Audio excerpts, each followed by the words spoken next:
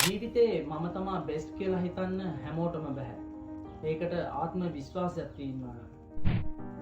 එහෙම හිතෙන්නේ නැත්නම් හොඳට මේක මතක තියාගන්න. ඔයාට එන හැම ප්‍රශ්නයක්ම ඔයාගේ ජීවිතේ කාලේ පුරාටම තියෙන්නේ නැහැ. ඔයා ටිකක් හිතලා බලන්න. මීට අවුරුදු 2කට 3කට කලින් තිබ්බ ප්‍රශ්න දැන් ඔයාට නැහැ. හැම ප්‍රශ්නයක්ම අපේ ජීවිතේට එන්නේ ඒවා අපිට විසඳන්න තමයි. ඔයාගේ ප්‍රශ්නය විසඳන්න පුළුවන් ඔයාට තමයි. මේ වෙනකල් ඔයාගේ ජීවිතේට ආපු හැම ප්‍රශ්නයකටම ඔයා කොහොම හරි විසඳුමක් හොයාගන්න ඇති. ඒත් අලුත් ප්‍රශ්නයක් ඔයාගේ ජීවිතේට එනකොට ඔයා ඒක අමතක කරනවා.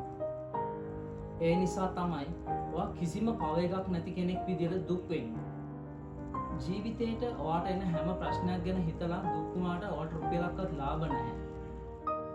ඔයා දුක් වෙන නිසා වෙන්නේ ප්‍රශ්නේ තවත් දුකක් වේදනාවක් වෙන එක විතරයි. ප්‍රශ්නයක් කාම ඊළඟ පියවර අපි ප්‍රශ්නෙට විසඳුමක් හොයන එක. එහෙම විසඳුම් හොයන්න පුළුවන් නම් you are the best. ගොඩාක් අයට ඒක කරන්න බෑ. at least ඔයාවත් කරන්න.